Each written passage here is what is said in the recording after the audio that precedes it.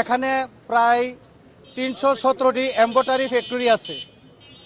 বিগত কিছুদিন যাবৎ এম্ব্রয়ডারি ফ্যাক্টরি পোলাপান বেতন দেওয়ার পর যখন ওনারা আসা যাওয়া করে, এসব ছেলেরা বেতন নিয়ে বাসায় যাওয়ার পথে রাস্তায় আটকিয়ে ওদের কাছ থেকে টাকা পয়সা নিয়ে যায়, মোবাইল ছিনতাই করে নিয়ে যায়। আজকে ২১ তারিখ, গতকাল ২০ তারিখ ছিল, বেতন দেওয়ার টাইম ছিল।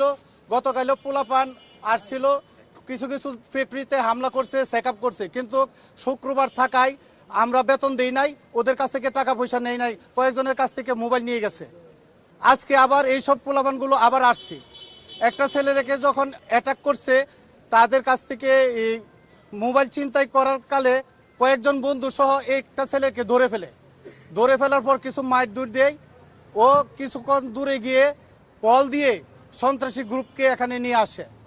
সন্ত্রাসী গ্রুপ নিয়ে আসার পর একটা ফ্যাক্টরিতে হামলা চালায়, এলোপাতাড়িভাবে অনেক পোলাপানদের উপর আক্রমণ করে এবং চাপাটি হাতে নিয়ে অস্ত্র সহ নিয়ে এসে ওনাকে হাতে পায়ে কূপ দিয়ে আহত করে এবং অস্ত্র উঠিয়ে সবাইকে সতর্ক করে যে আমাদের বিরুদ্ধে কেউ কিছু বললে জানি মেরে ফেলবো।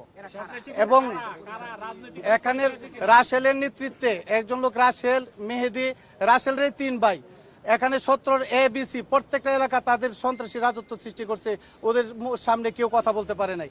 যখন যে কোনো ফ্যাক্টরিতে হামলা চালায়, ওরা সাফারি নিয়ে উপস্থিত হয় এবং আমরা কিছু মালিক ভাই প্রতিহত করার জন্য এগিয়ে আসছিলাম।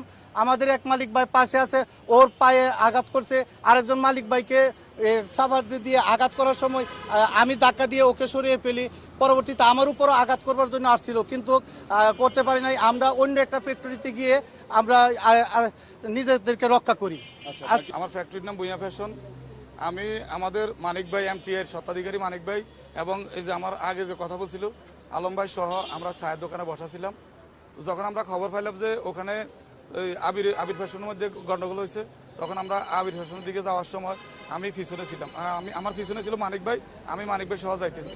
এমন সময় ওরা ওখান থেকে একটা ছেলেরে সম্ভবত খুব ভালোভাবে কোবাই আসার পরে ওদের হাতের 7-8 জন ছিল, ওদের সবার হাতে চাপাতি ছিল।